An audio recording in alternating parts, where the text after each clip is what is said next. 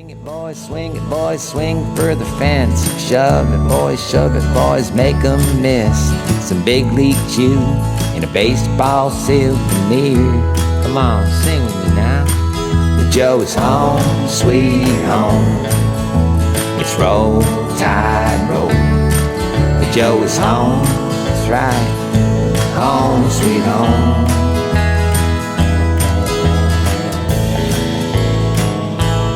Hey, look, is that Roll Tide Willie over there?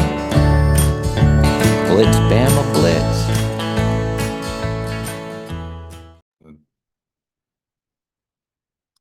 Welcome to this week's episode of our new twist. It's the Weekly Joe Extra. You called us earlier in the week talking about all things Alabama baseball.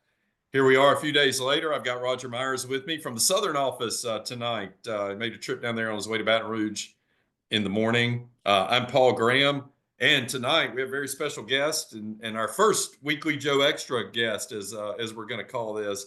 We have Josh Rutledge, former Alabama great, former Major League player, well known to all of you Alabama baseball fanatics. Josh, how are you? And welcome to the show.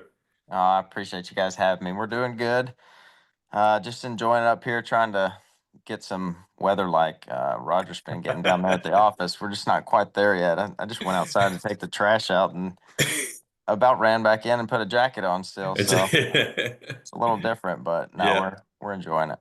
Yeah, we had a little bit of that last stuff. Was that Friday night? We had the rain, and then it got cold at the game the other night. Cold. Yeah, so I think I saw the forecast for Baton Rouge this weekend. It looks like you're going to get your first kind of taste of equator summer scorcher. So I think it's on us, and probably here to stay for a little bit. Josh, tell them where you are, and a little bit about what you're doing, and everybody wants to know about Reese and Jack. So tell them about life with Josh these days. Yeah, so we're up in West Hartford, Connecticut. We've been up in Connecticut now for it'll be 5 years, I think, in August. Moved up here because my wife Laura works for ESPN, so we came up here to be close to the headquarters. Yeah. And lately, I'm doing a lot with Reese and Jack. I would say, for the most part, I'm more of a stay-at-home dad than anything. And then I'll sprinkle in some entrepreneurial things on the side. We've got the Ford dealership, West Alabama Ford, down in Sulligent, that I try to do as much as I can with from up here, and then still have my real estate license that I don't really use a ton. Maybe help out someone every now and then, but yeah, for the most part, it's kids and helping Laura out as much as I can these days. Yeah. Tell us how old Reese and Jack are these days. Yeah, Reese is 5 or 5.5, I should say. She would correct me if she was awake right now. Or she would say I'm this many. She knows she's 5.5 now because we kind of sort of celebrated a half birthday a couple weeks ago with just like a dessert for after dinner, and then Jack he turns 2 next month, May 25th. So okay, good. He's it seems like the last few months just changed so much. Oh man, he's a rascal. I mean, I know they do, even like appearance, like he's turned into a little boy. He has definitely. He's gotten taller. He's so strong, and he's like starting to actually run really well without. I mean, he'll still fall occasionally, and I mean, I would say every day he still falls because there's always a bruise or a cut on him. But like now he's like starting to get some speed and like go up and down the stairs good, and gets into everything. I got him a little set of golf clubs and a baseball bat for Christmas, which obviously that was a few months ago. And I had to take him away from him because all he wanted to do was just swing him and everything. And he was like swinging him at the TV. So we keep him outside now, but he's like, he's loving that because every morning we'll take him out and he'll start hitting golf balls with his clubs, and then he'll hit baseballs off the tee. So awesome. He's into all things sports right now. One of our son-in-laws is the women's golf coach at Montana State. And they have Jack and Jones. And Jack was 2 in November, and he's been swinging like those plastic golf clubs since he could hold it. And and when he first started talking, he like, Jack, let's do the whack balls, and he just in the house. That's what it is. And now he's like outside doing, swinging them. Yeah. And, and they got him, I think, doing some T-ball maybe too. But he loves. What do you want to do, Jack? Whack balls, That's it. He's gonna be like the videos of. He hits those things straight too. That's awesome. Yeah, I got to work on Jack's grip a little bit, because every now and then he'll grip it like a hockey stick, and I tell him, I'm like, man, you might can play hockey up here, but I'm not going to be able to coach you at all, because I don't know anything about it. But you've really gotten into golf a lot. Yeah, I'd say the last 2 years, I've really started playing a lot more. I mean, once I got done playing, I picked it up a little bit, but not enough to, not playing enough to really get good, and definitely not practicing. So it was just going out and playing, once a month or something. And now, actually tomorrow is the second golf lesson that I've ever taken. So really? last week was the first one. So yeah, I'm starting to get more into it. I'm not a bad player. I just want to really hone my skills. So I finally decided to get some golf lessons. Yeah, it makes it a lot more fun. Makes it a lot more fun if you're halfway competent at it, I guess. That's it. I just want to know where the ball's going when I hit it. Well, you're such a good athlete. You should probably pick it up pretty easily. Yeah. But I rarely ever play. I never played a lot, but it's like, you have to play a lot to be good. Mm-hmm. And I'm so bad that it's discouraging to go try to play, and it's like, screw it. Yeah. I'll go run instead. Yeah, the one thing I've learned about it too is that I know I'm never going to be great or really like go out and compete, because I just don't have the time to go practice and hit like as much as I need to. But what I have learned is most of my friends really love to play, so we'll go out and we'll get to spend time together. And nowadays, like, I would rather walk than take a cart. So you get a ton of exercise doing it. So I really enjoy just getting outside and spending time with friends. Right. Speaking of golf, you're just back from the Masters. Tell us about that experience. Is that your first time down there for that? That was my first time. I got cut a little short because the ticket that I had was for Monday, and that was the rain day. So I got about 2.5 hours, I think, on the grounds, and I kind of had a plan going in on what I wanted to do. Originally, I was going to go in and go straight to the pro shop. Walked in, and that was like an 80-minute wait. So I said, nope, we're not doing that. We'll hit that on the way out. Yeah. I went and spent 15 minutes watching guys hit on the practice facility, and I saw a couple guys leaving and going to play. So I know the weather wasn't going to be great all day. So I was like, I'm going to walk the course and might as well, watch some guys play a few holes. So Oberg and Echeverria, and there was one other amateur that was just all playing together. So they started on 10. So I followed them until probably 13, hit the concessions, and literally bought, well, I guess I didn't buy anything, because once I got to the front, all the registers were down, so everything was free. But before I knew that, I was like, I'm trying everything here. So I grabbed like literally every sandwich they had, just to try it.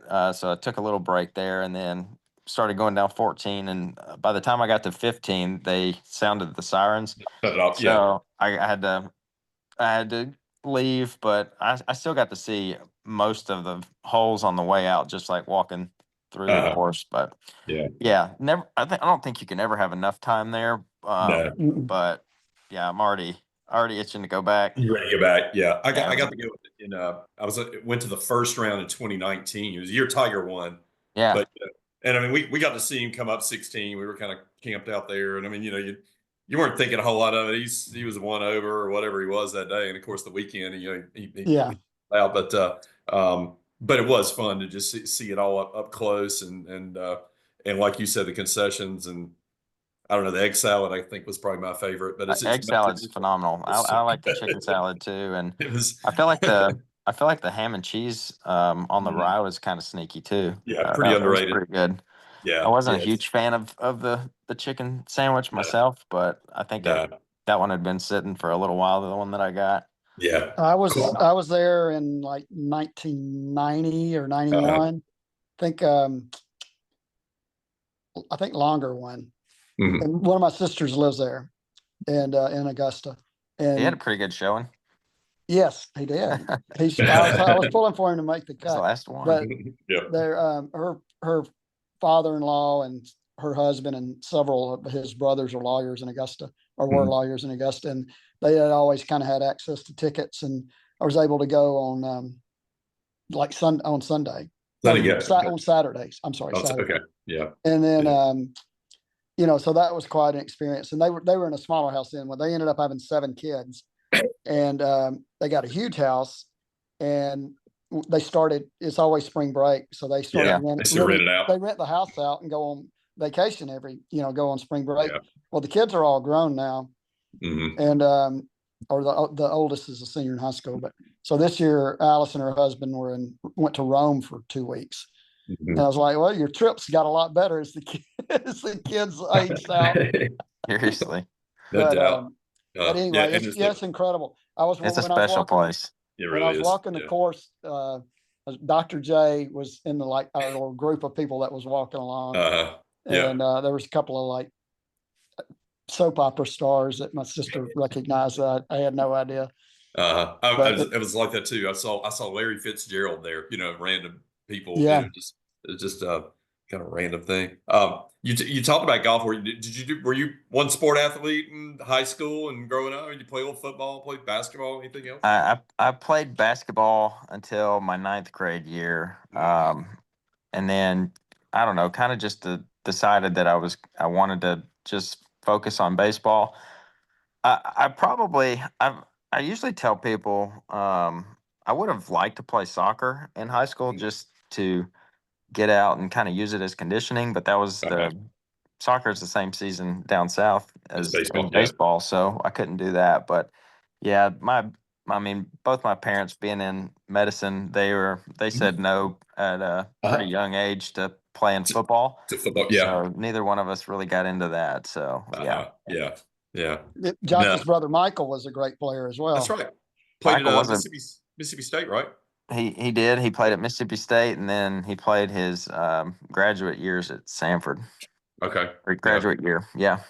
Right. So yeah, that was the first time we actually got to play against each other. My freshman year at Alabama, we played Samford, so we got to go up against each other. That was pretty cool.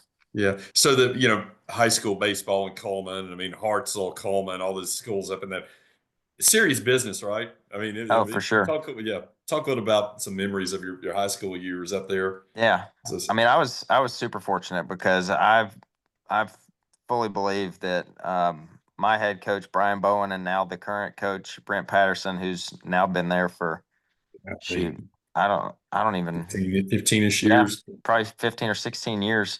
Mm-hmm. I think they were probably 2 of the best high school coaches. I don't want to say maybe ever, but they're unbelievable coaches, and we just had a really good program. It started getting really good when my brother was there, and they won the state championship in 2003. So that was our first state championship, and then from then we finished second my junior year in 2006, and then we won it in 2007. I think they won it in 2008 or 2009. So I don't know. They went on a string of just several, of winning state multiple times, and we had a lot of really good players come out of Coleman and go Division I. I think my class we probably had 6 or 7 guys go D1. Yeah. Oh wow. So yeah, it was kind of a factory. And then Colby Robinson or Ben Moore, and then Colby Robinson. Yep. Both those guys. I guess we signed. I think was that Noah Fondren? Was he Coleman? Fondren, yeah. He had the medical condition of some sort that he got had to be released medically, and he went somewhere else and played. I think. Yeah, he was State. Matthew Britton, he's another guy. He was at State. So yeah, there was a bunch kind of during that time frame of a couple guys. We always had a few guys go to Wallace State, which is a great JUCO, program. right? At Right. Huntsville. Yeah, in Hansville. So yeah, that was always a good program too. But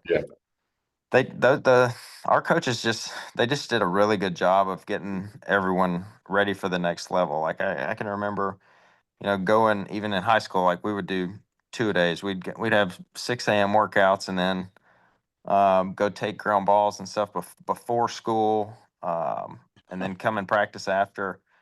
And it's interesting too, like living up here and talking to even some pro. There's a lot of pro guys that I played with and against that are actually from Connecticut, and like just talking with them about like how short their schedule is compared. Like we played 55 games my senior year in high school, and they're like playing 20 up here now. But like we did a really good job of getting prepared for the next level. I like getting to Alabama. I think I was more ready than anybody just from that aspect because we lifted weights, we ran and conditioned and did all that stuff. Whereas I feel like a lot of high schools were getting into it, but not near like we were. We were getting after it. So now, and you had an incredible high school career, but coming out weren't the offers limited? Like way more so than they should have been. In my opinion. I mean the two schools that I was really between were Auburn and Alabama, and Auburn actually I don't even know if I've told you this, Roger, but I was actually going there. And they called me like, I don't know, a week before signing day or something. They're like, yeah, we signed a shortstop. He's going to play. Who kind of like who was that? Yeah, name names. Might have been Casey McElroy or I bet he didn't make the major leagues. So. No, I don't. I think it was Casey. But anyway, it was kind of like a best of luck to you call. Well, or you could still come here and not play type of thing. I kind of thought it was Jacksonville State. State was they were they were one of my better offers, and then Lafayette, Louisiana Lafayette. Yeah. The Cajuns. Cajuns. I'd say those are like probably my 4 biggest schools, and Alabama wasn't like a certainty of like coming and playing. I mean, if you remember, like I got there and started. You were playing center field. Like 4 or 5 games, so and that Ross was playing left. Exactly. Yeah, so that was like more of okay. Well, if I'm gonna, I don't want to go to Auburn and like not play. I'll at least go to a school that I like and have a potential chance. So I wanted to go to Bama the whole time. It was just kind of oddly enough, with a scholarship type thing. Oddly enough, I saw Paul make the face. Have the surprise, but Tommy Hunter told us the same thing. He was going to Auburn. Yeah, and I love Butch. Butch is awesome. Well, no, like I'm talking about Tommy back, like Slater was the coach. Yeah, right. Butch was. 2000. I think he was still an assistant though, wasn't he? Yeah, 2006 when he was there. Yeah.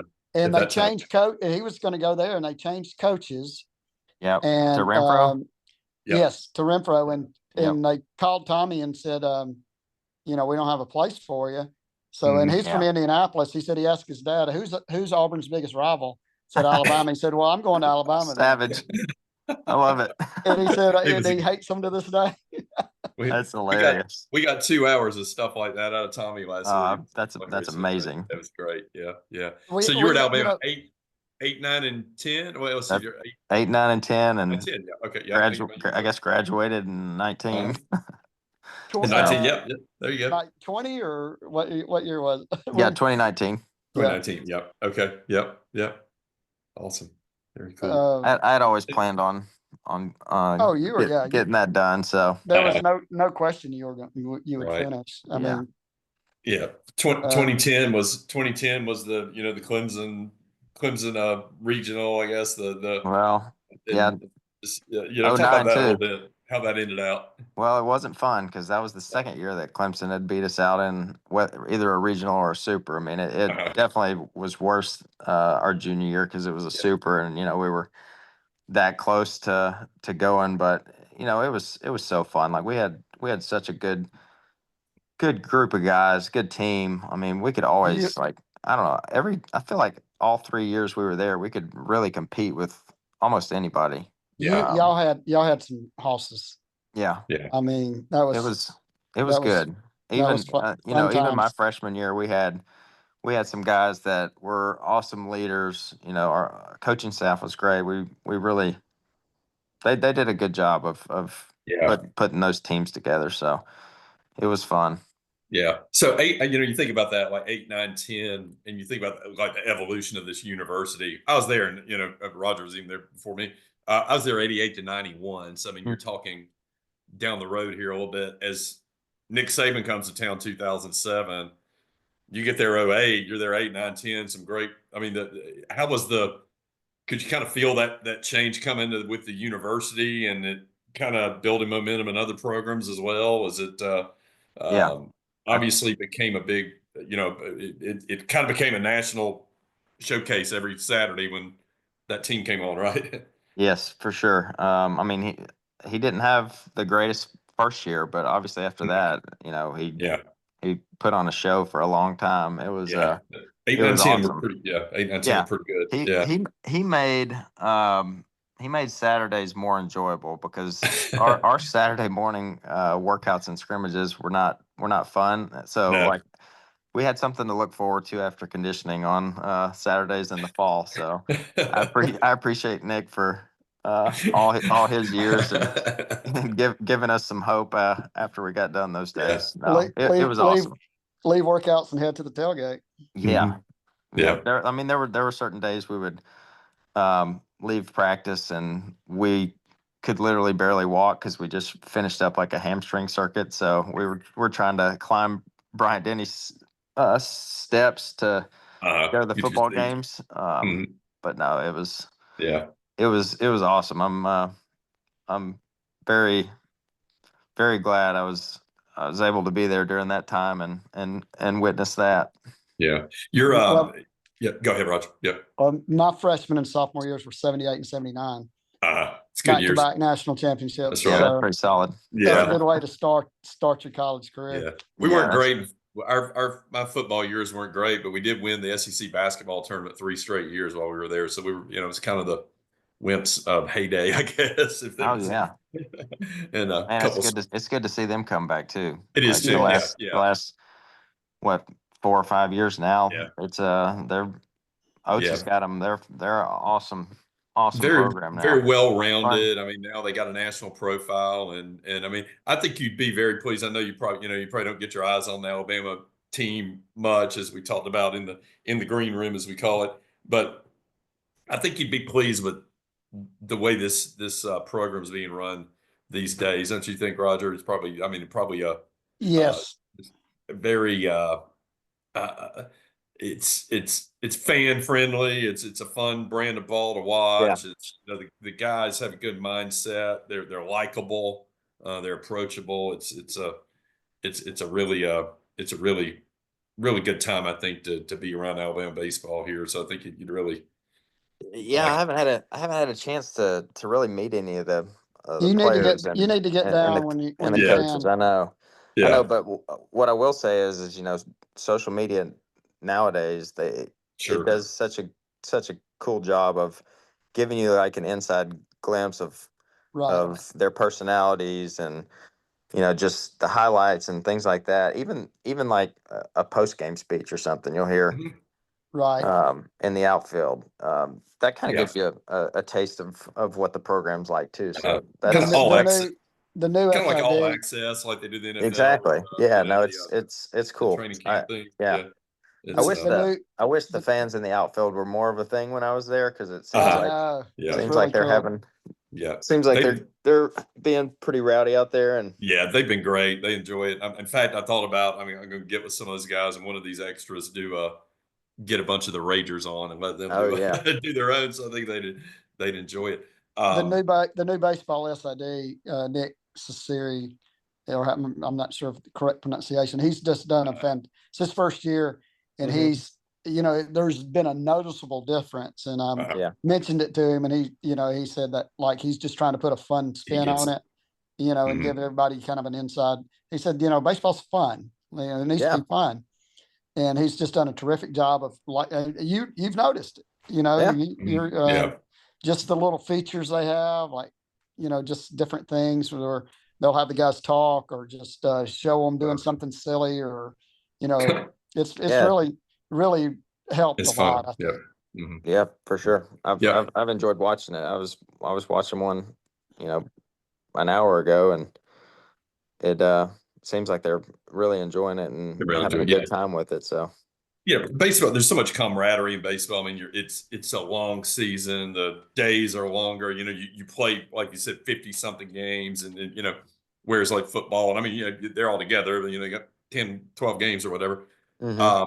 You've got your high. Obviously, you had your high school teammates. You had the teammates at Alabama all those years. You had guys that you played with in the minors or in the pros. I mean, who do you keep up with the most, or who are you in touch with the most of those groups? You know what I mean? Is it guys you were with in college, or I've got a few friends. I'd feel like from all different levels. They're still, they're still one of my best friends from high school, Matt Lee. He and we've literally been friends for 30 years, which is crazy to say because I'll be 36 next week. So I've known him my whole life. And then there's guys at Alabama that I roomed with for parts of 3 years. So John Kelton and Tyler White, those are two of my best friends. And Alex Kubal, he actually was just at my house Monday.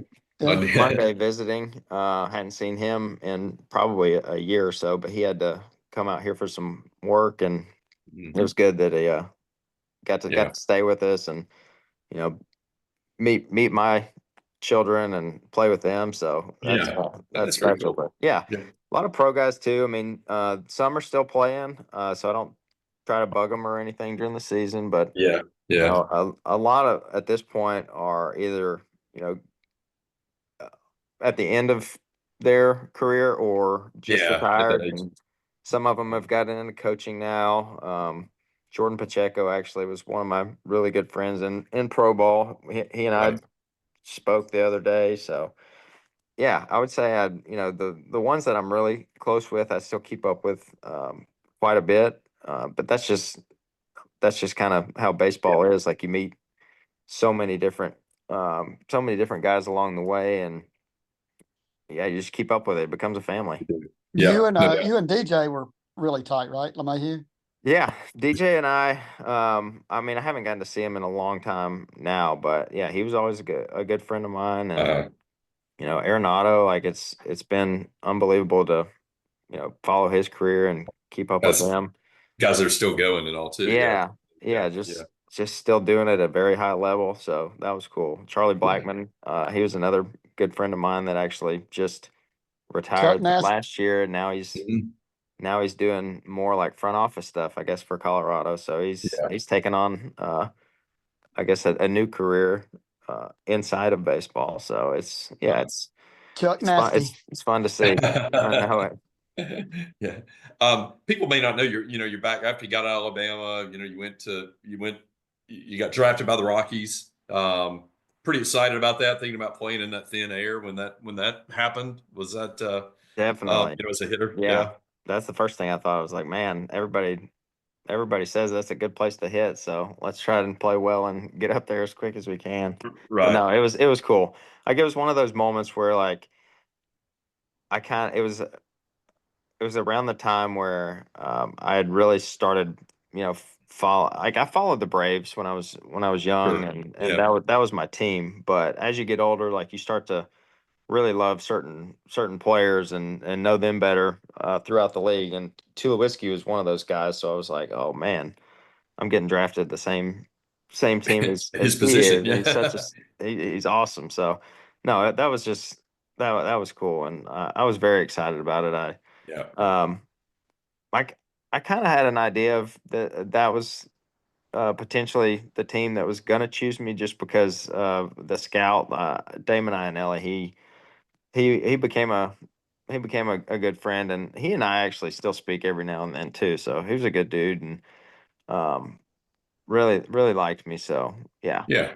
Well, cool. Very cool. Yeah. And in fact, your first call up, I think, was because Troy got injured, right? Correct. Yeah, it was. It was.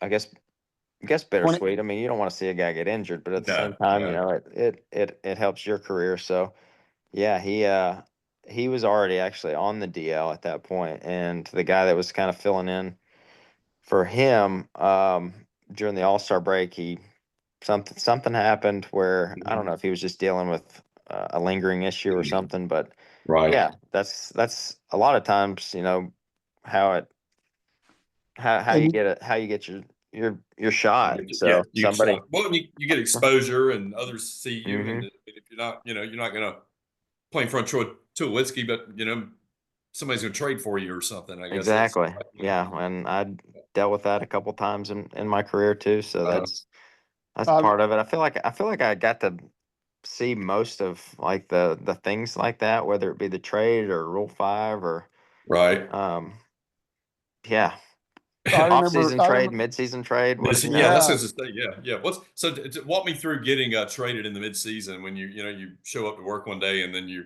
find out you're getting shipped out some other place in the country.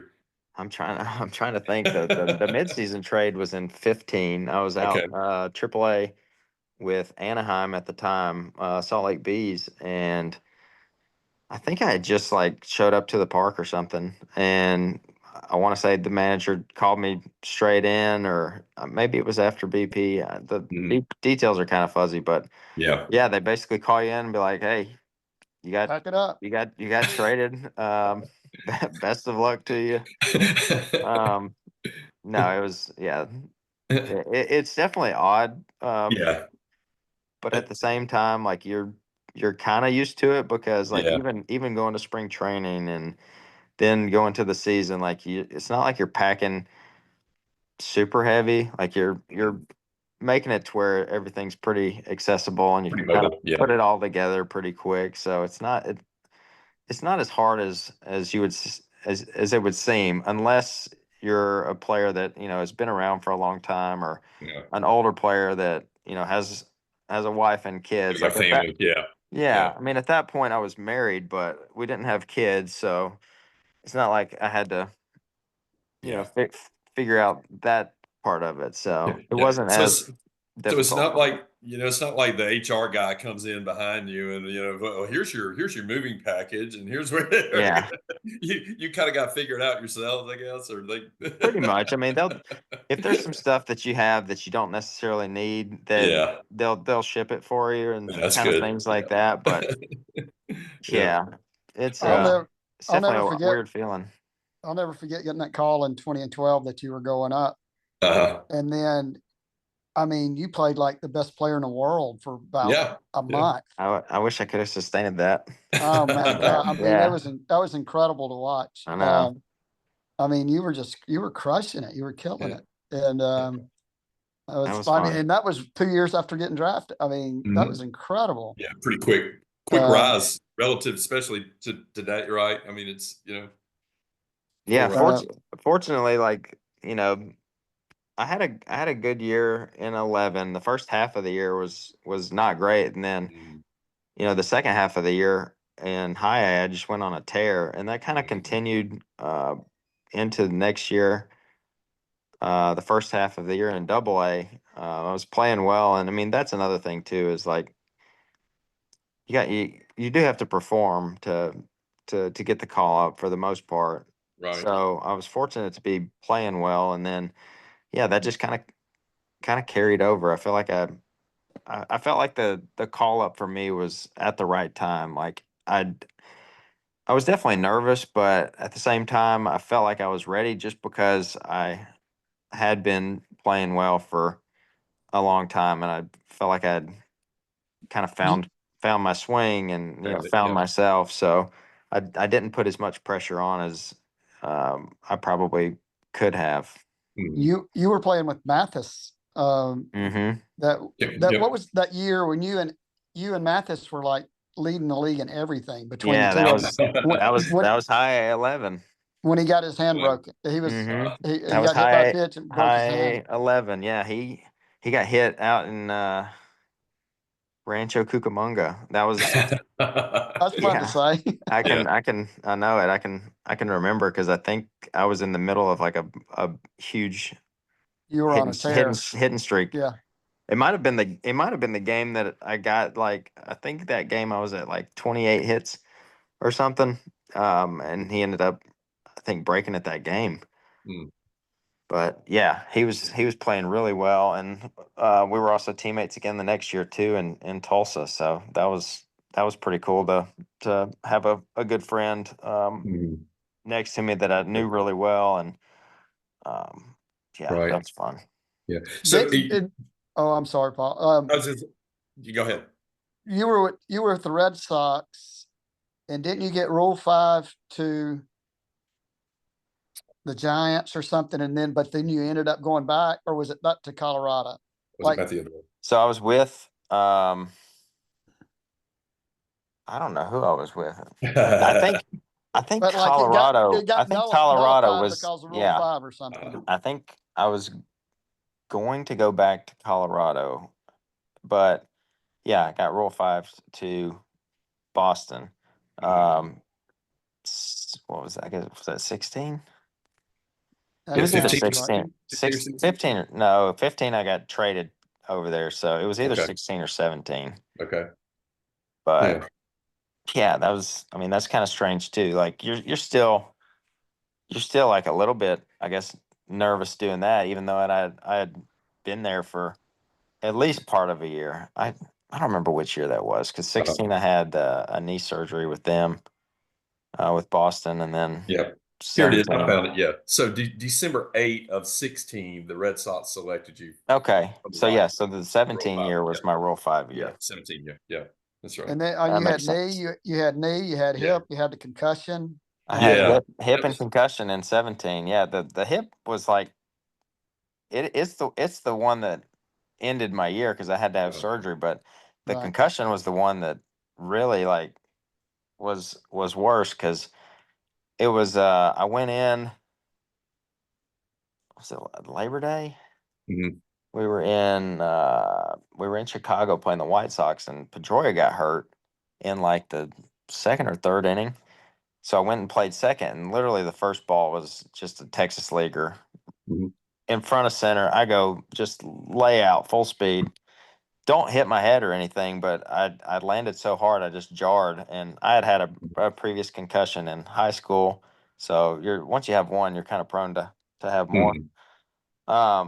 Ended up having a concussion, but I didn't know it for like 3 weeks. I just kept playing on it, and then I kind of started to figure it out after those 3 weeks. I just continued to get worse, and it got to a point where I was just taking BP, and I wasn't trying to hit. I was trying to make contact. I was like, something's off right now. So I'm in fog. Yeah.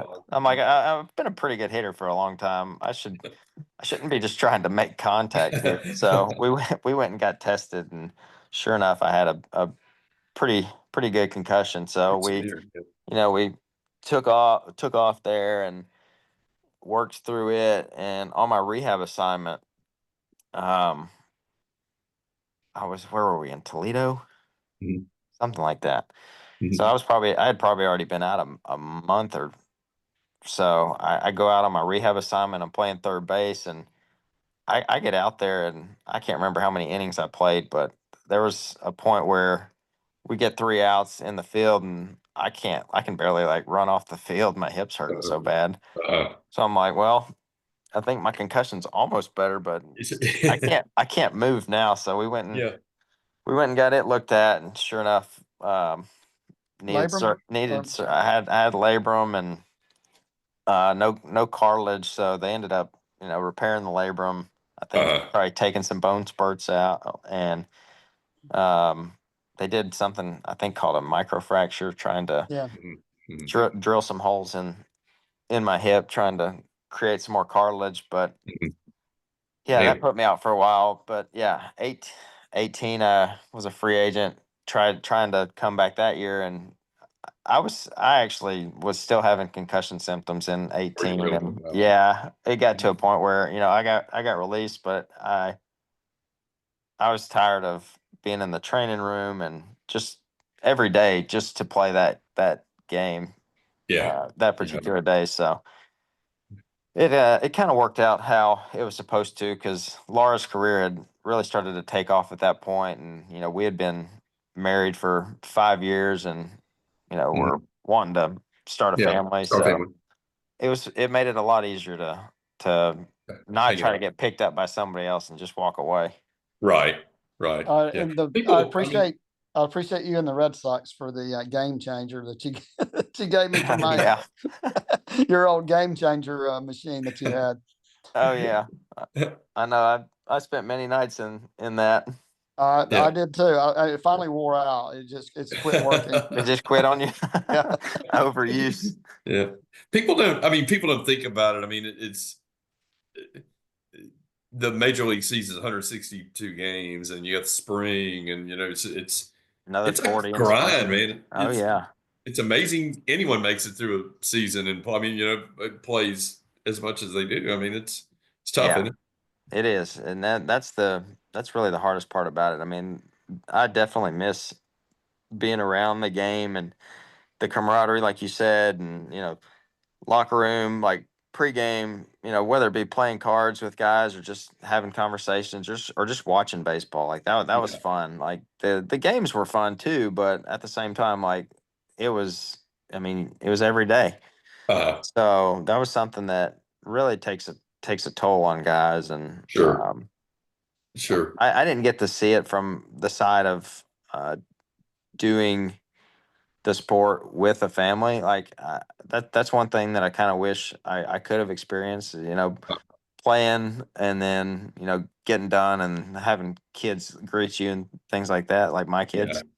So I do kind of wish I had experienced that, but yeah, I mean, I don't miss the grind. Like, no, not at all. No, we always take questions from our viewers and listeners, and Jackson Freiberger had one, and this is a good story. Obviously, how did Roger introduce Josh and Laura at the famous Roger tailgate? I want the backstory. Oh, he just had the spot. That's what it was. No, right in front of Big Good. Yeah, it was exactly. I know those were the days. It was just a right place, right time type of thing. Yeah. I got drafted in 10, and 10 and 11, I wanted to, I wanted to really, really come back and train at Alabama. Like I loved their facilities. I loved the university, and, obviously Saban's there. Like, what a perfect time to be there in the off season, coming back to games and things like that. So, 2011, it was Alabama LSU. And if it was a home game of the century, first game of the century, and if it was a home game, I was obviously gonna be there. So, and going to Rogers first. So, yeah, we were just hanging out at the tailgate. Had some mutual friends of mine and Laura's, and it was just right place, right time. Like we were at the tailgate before the game. I actually didn't go in that game. I didn't have a ticket, so we spent a lot of time watching it at the tailgate, and then ended up going down the strip a little bit. But yeah, that wasn't a fun game to remember. The game itself, but the day was fun, because obviously I didn't know at the time I was meeting my future wife, but yeah, it worked out well, and we got revenge too. So do you remember who beat him in the national championship? That's right. You remember who I was there that night? Fred McGriff, David Price, DJ LeMahieu. Yeah. It was it was a big time showing. There was probably 15 big leaguers, big leaguers plus all the Alabama guys. You and Josh and Jimmy Nelson were renting a basement of one of our rental houses that had tenants up above, and that little that was that little that was the best. Jimmy and I, we would go work out in the morning, do everything that we needed to at the field. We might have even ran over to the Coliseum and got our workout done. We would come back and we would just play video games all day. Yeah. And that that day there were easily 50, 75,000 people there, not at the game, but just yeah. I mean, that particular game, I would say probably way more. 100,000 probably. It was yeah. It was unbelievable. There's probably 2,000 at the tailgate. I mean, seriously. I mean, it was unbelievable. Between the start and finish and going in and out for sure. Yeah, there's probably more people outside the stadium that day than there were in. It was insane. But that was other than missing 5 field goals and in the field, the game itself, and getting that the weird interception that may not have been. But it worked out, like Josh said, it worked out by just totally dominating them in the championship. That's right. Yeah. Josh, I'm not. Paul, do you have anything else? Josh, talk about your your freshman year. You came in. I mean, I still say you got 100 hits, but you got 99 hits. Yeah. And I don't know that 85 of them touched grass. I mean, you're hitting a ground ball in the hole at shortstop and beating it. I mean, you had unbelievable speed. And you hit no home runs. I don't know what year. Really? I don't know what it was about that year, about my swing. Like I was finding barrels, but for some reason, like you said, like I really wasn't getting any air. I wasn't elevating it. I mean, I hit a few doubles, but you had no homers. Definitely had a few. I think I had a few triples. I'm not sure how many, but I don't know. It was an odd year, but it's funny too because high school was almost very it was almost very similar to my college career because my sophomore year was the same way. Like I don't think my average was as good my sophomore year, but I had no homers. Junior year I think I hit 5, and then my senior year I think I hit 12. So it was like 0-5. Like after that goose egg year I would hit 5, and then I basically doubled it, and it was almost the same thing in college. Like none, I think I hit 5, and then I think I hit 10 or something like that. Yeah. So I don't know. That was But I mean, you were freshman year was like 360, and then like a little over 300 sophomore year, and then back up 350, 360 somewhere there. Well, I'm glad those balls were finding holes though, because if they weren't, my average wouldn't have been good because I don't walk.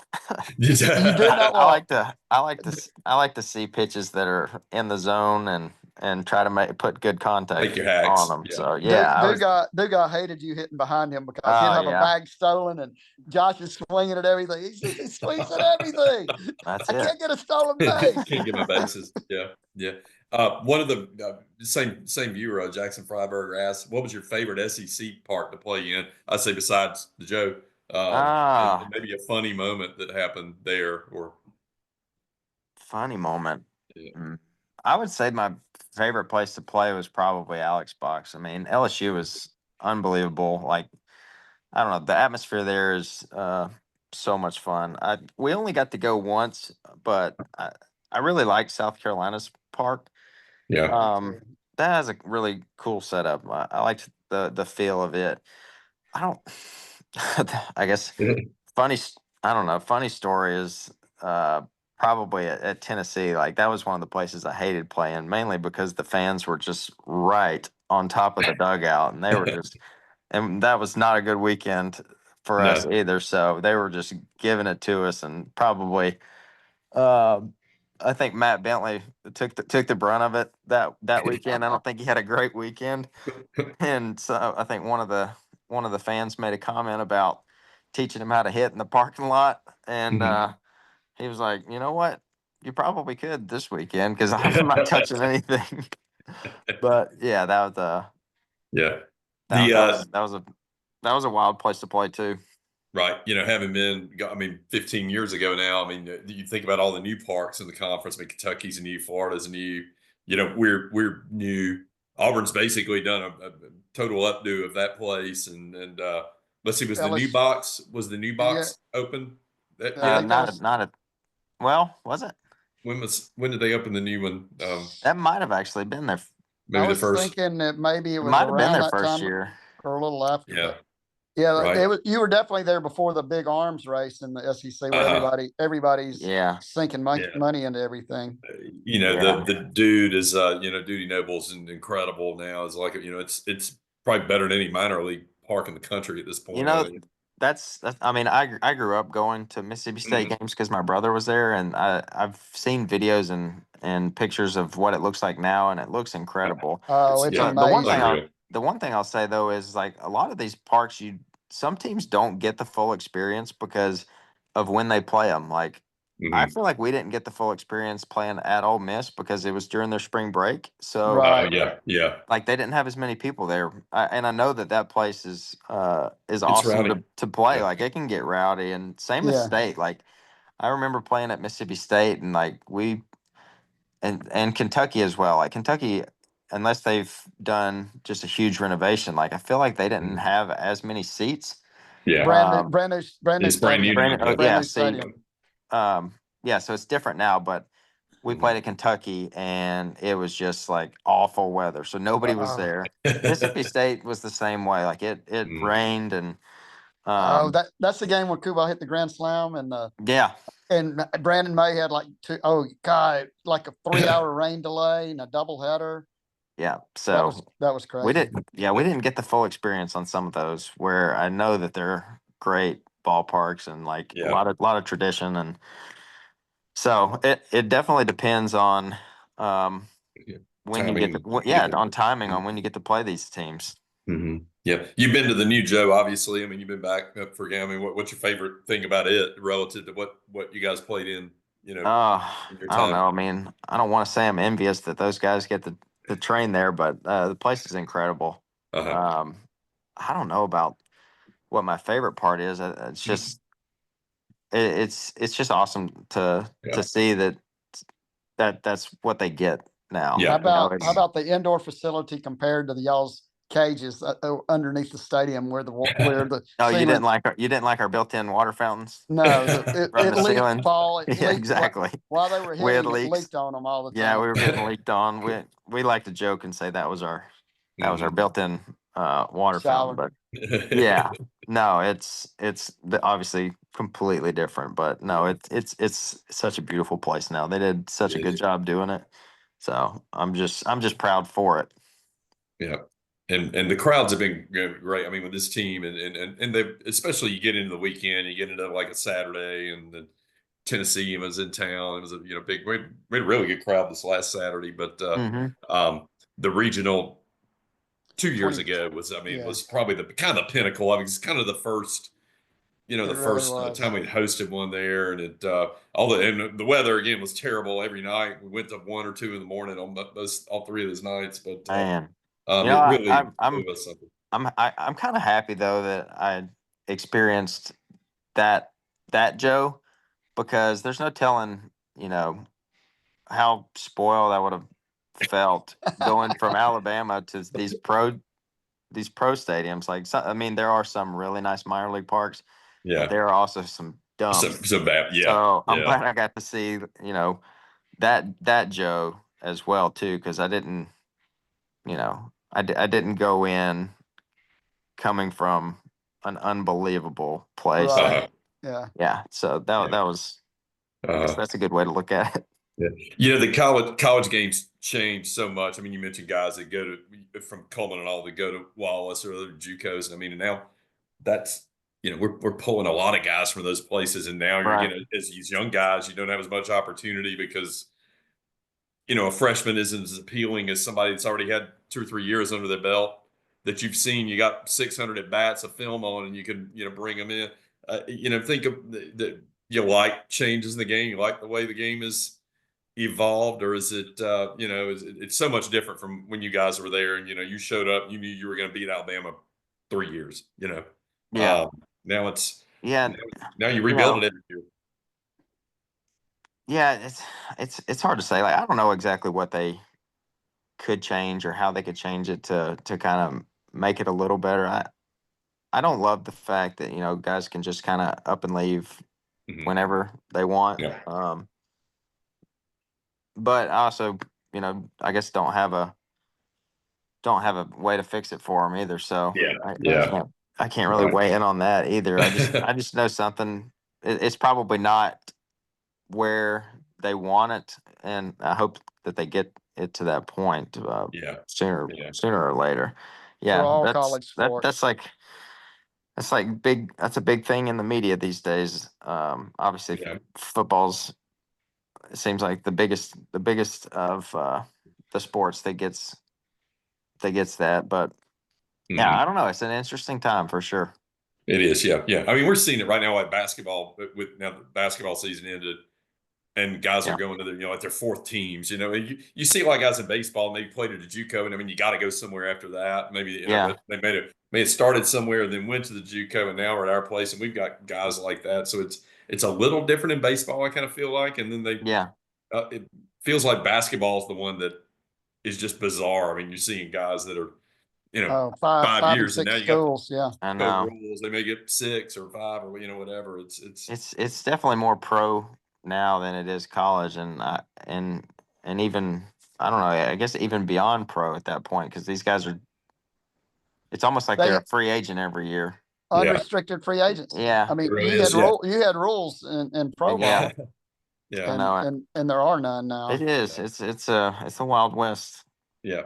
Out there right now, but changing gears real quick. Tell Paul about Big Papi, like how he treated everybody, and how he called everybody.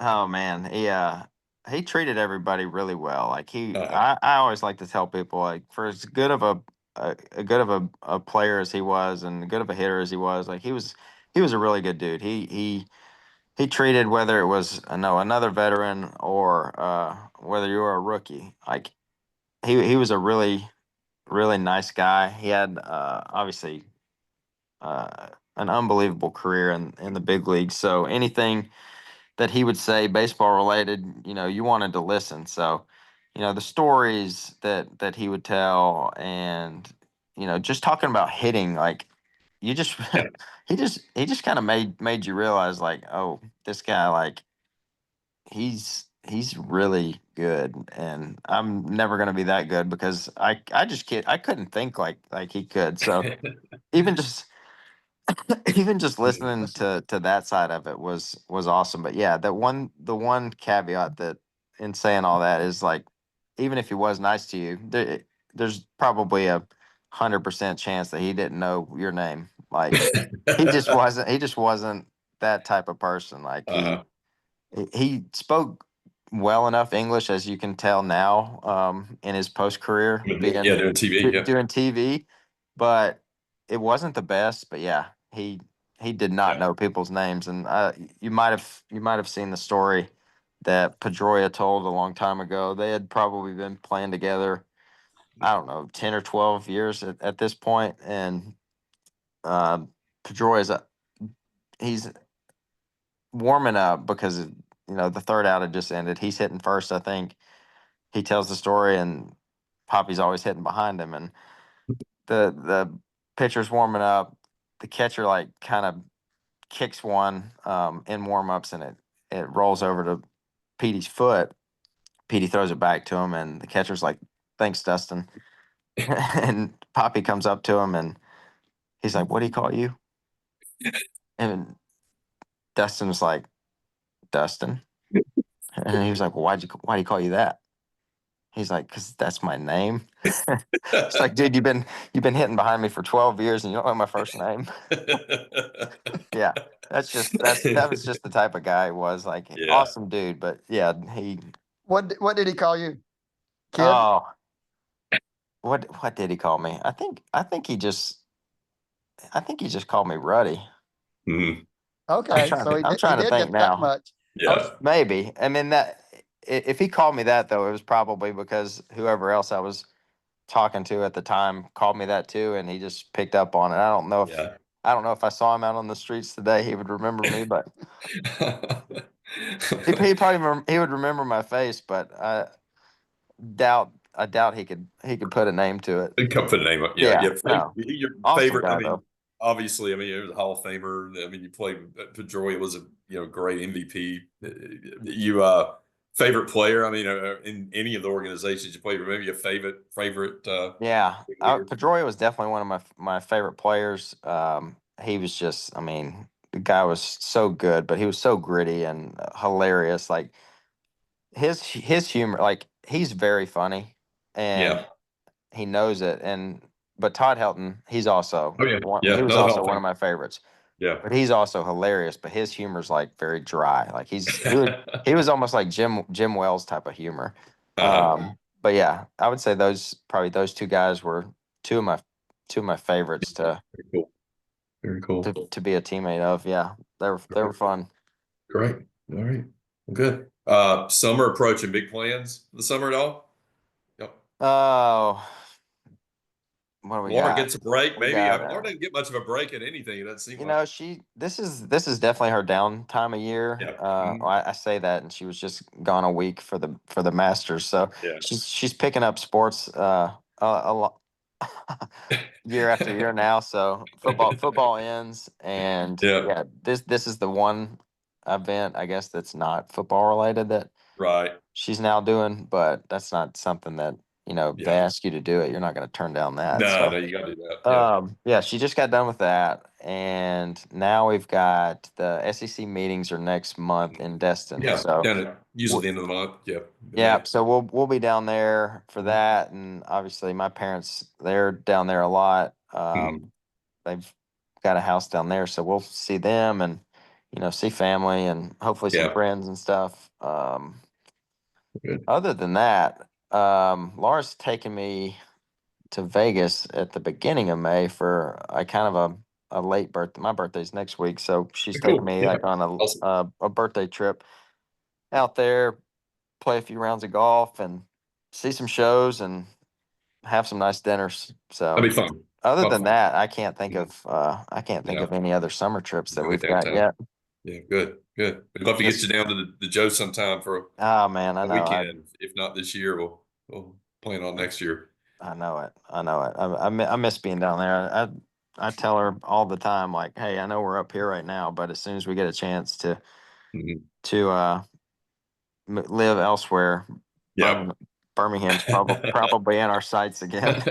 I know Yeah. we miss it. We do enjoy it up here, and we've Yeah. you know, got a really solid group of friends that we're close with up here. But yeah, you know, with both families being down south, and having kids, like we're fortunate to have family that will travel and come up here and help us as much as they can. That's good. Yeah. But yeah, being close to family when you have young kids is it's ideal. So Mhm. at some point, hopefully.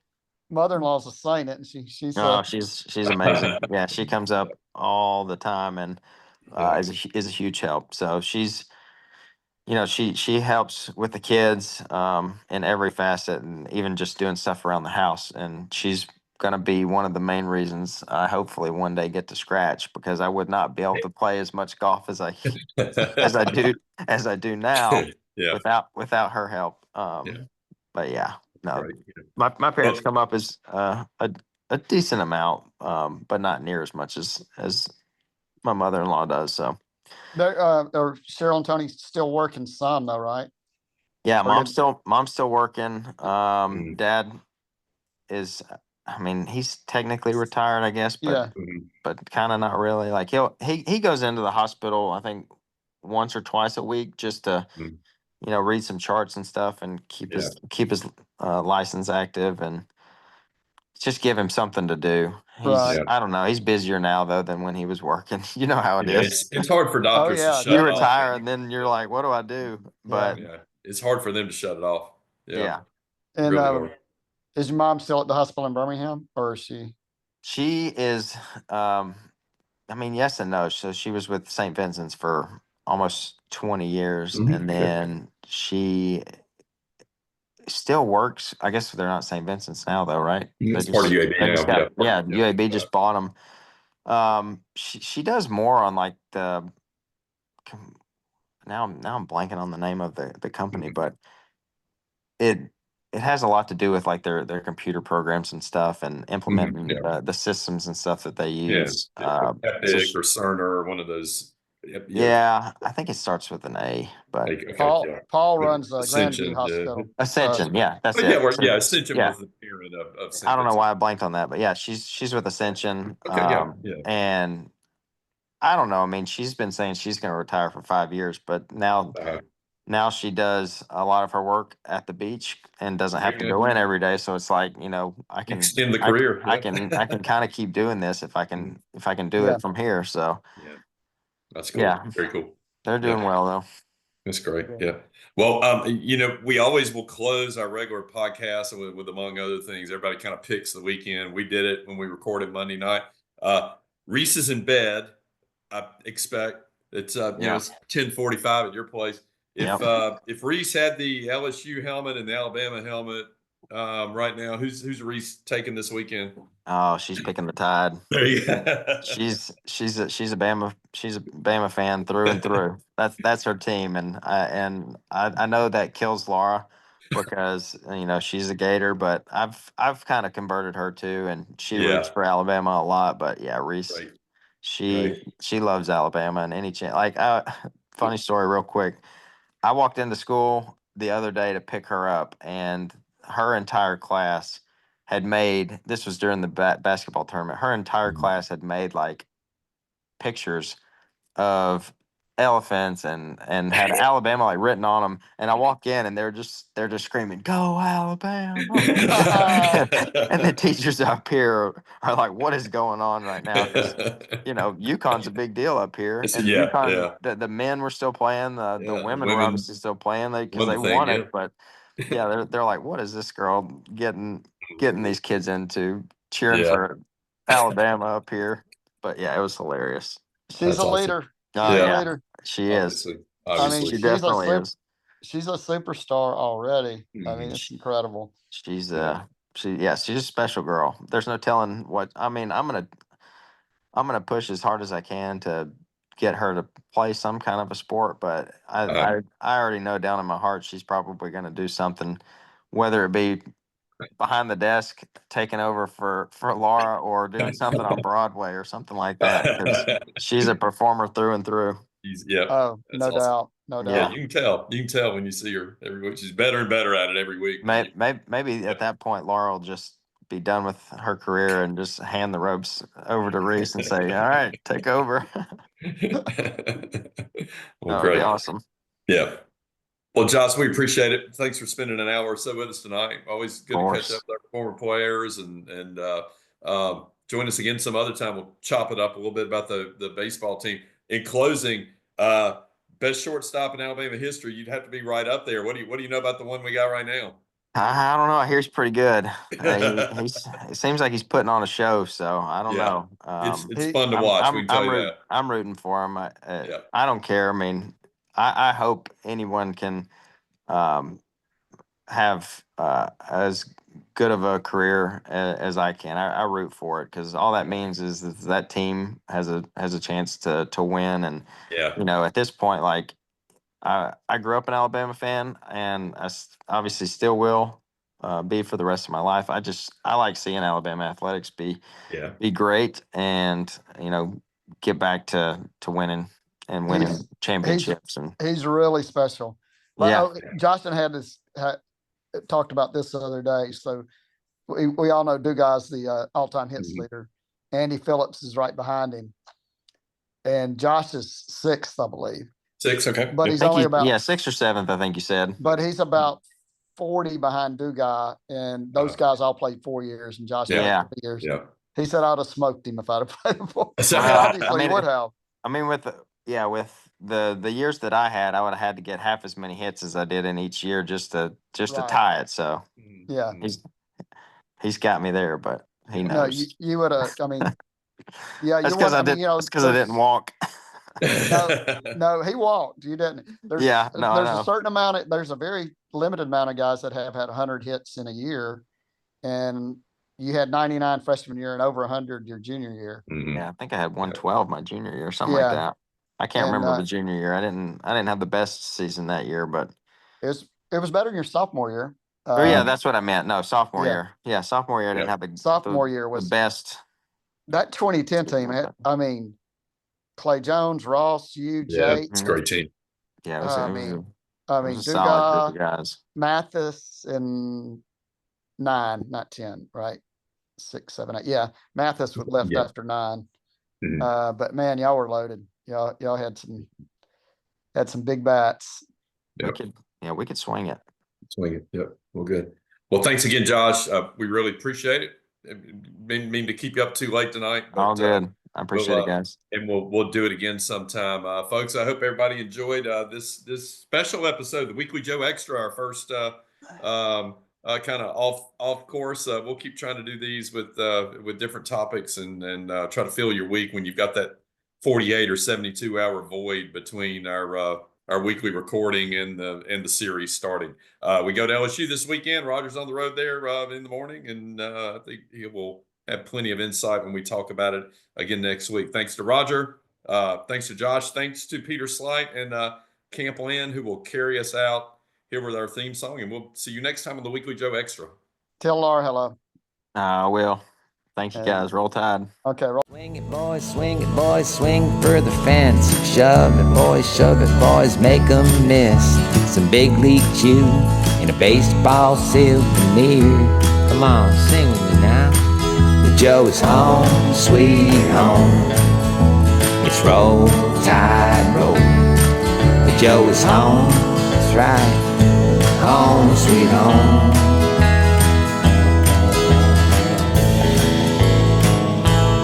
Hey, look, is that Roll Tide Willie over there? Well, it's Bama